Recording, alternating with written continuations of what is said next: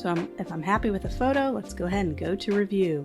So we're going to review everything, make sure everything is how we like it. Looking at our skills, expertise level, website. So save it, and we're going to see jobs. So we're going to click on My Feed. This is when we can start to apply to jobs. This is a big part of Upwork, is finding and submitting job requests. So now that we're here in this Find Work area, we're going to want to, it says our profile is only 65% complete. Let's get a little bit more further completion. It only helps when it comes to being searchable. So let's go ahead and complete our profile. So we want to set our title. So this is when we need to be very specific. So a lot of people do what's called keyword stuffing, which they add a bunch of kind of random qualities they have. So they do logo design, graphic design, yada, yada, yada, but it's not a formal title. And I don't think it looks professional if you just list all of your abilities and services in your title, because that's already listed already.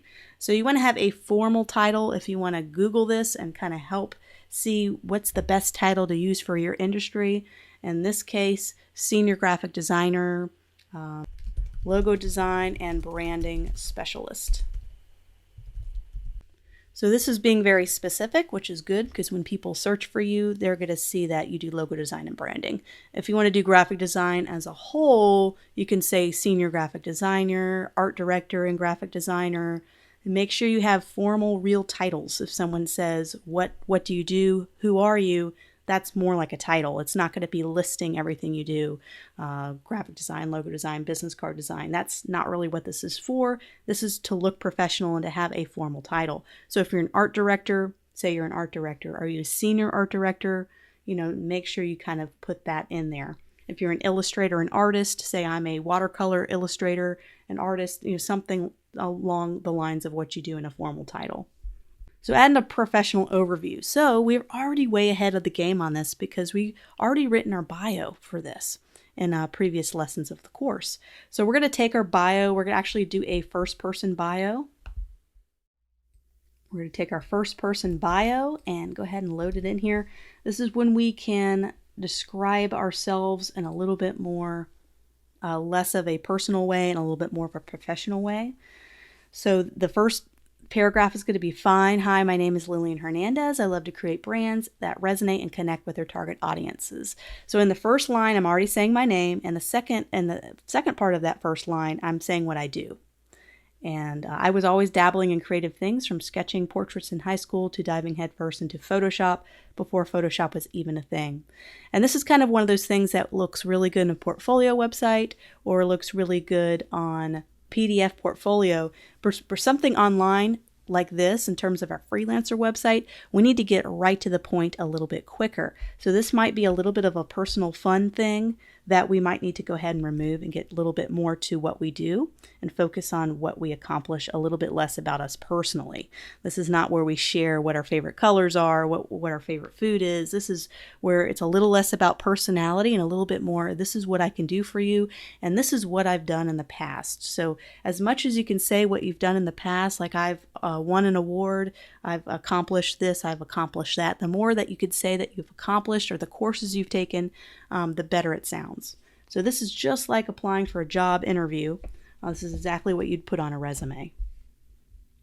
So right here, during my time at Johnson's Institute of Design in New York City, so I'm talking about something I've done, I managed to snag several top design awards, including one for Best Branding Project and Top Team Award for our final product design competition. So I'm already saying what I've done. I've already talked about my education already in the first two paragraphs or sentences.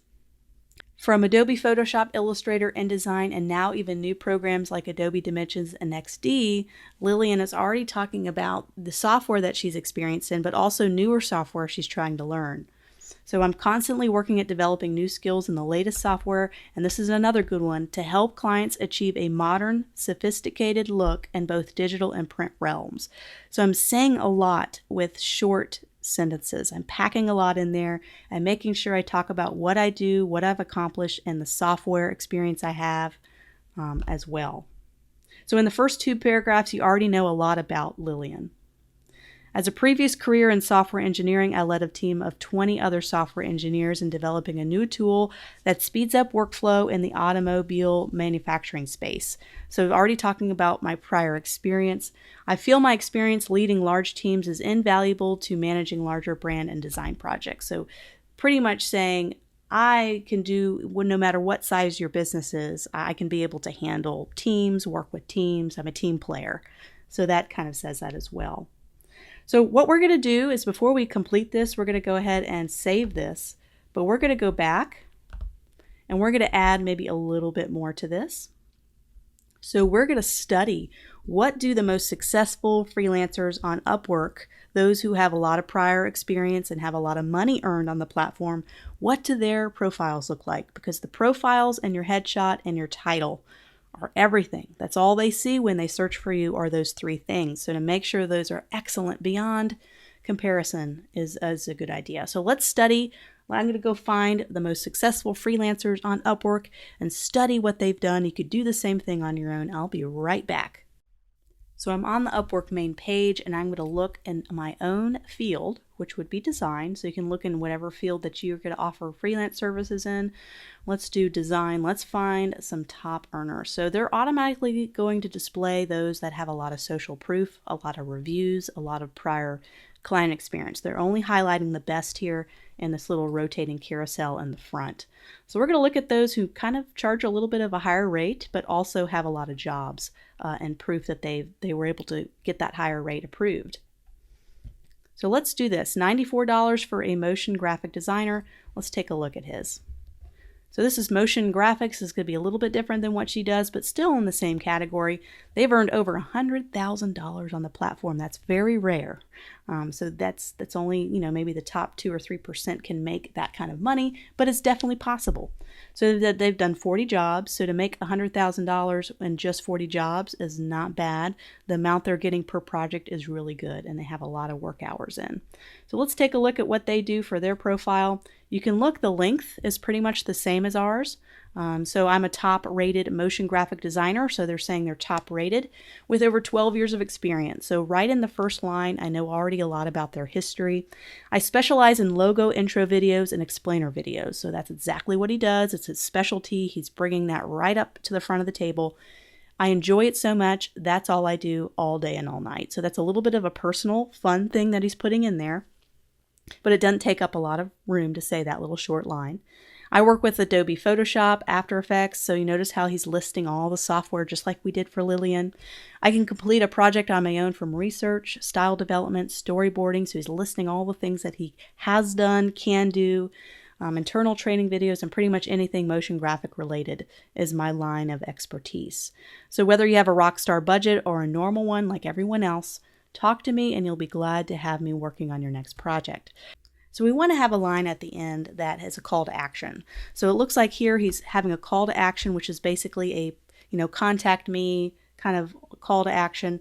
So what we can do is write one for Lillian where it says, contact me to see how I can make your logo designs top notch.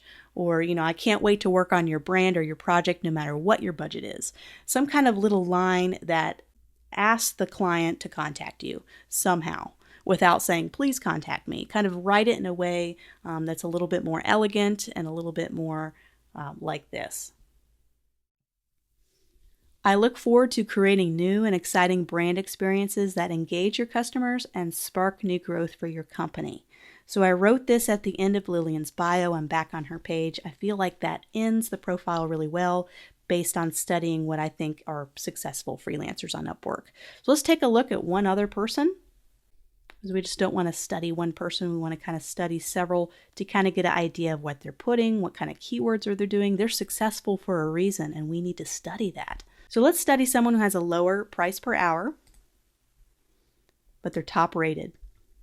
So they do their profile a little bit different. Welcome to my profile. Here are all the jobs I like to design solutions for. So they're doing this huge list, which is a little off-putting because I don't know much about Steven. I just kind of know that they do a lot. But I think what that would make a stronger profile for him is to put some of these top rated stuff first. Top rated freelancer, member of 6 Enterprise Talent. So that's huge. All these are really fantastic things. They even went to the School of Visual Arts, which is an excellent school in New York City. I would almost even put that first because I think those are so strong and so good that that deserves to be read first instead of this big long list of what they do, because what they do is already going to be listed down here. So their hourly rate. So enthusiasm is common, endurance is rare. So they have a quote. If you have any other questions, please contact me. So I'd kind of prefer a little bit more about them. You know, what's their history? How long have they been working in the industry? Do they have prior work experience? That's kind of stuff that I wanted to find a little bit more about Stephen.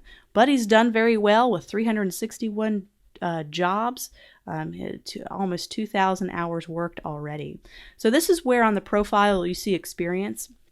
So work history and feedback. So this is where having some prior work is really good, and that's why we lowered our hourly rate just a little bit so we could start to get some of these. This is called social proof or prior reviews. This is critical because a client's going on there and they don't see you have any reviews. They don't know how good you are. They have no clue. They're taking a big risk by hiring you not having any prior reviews.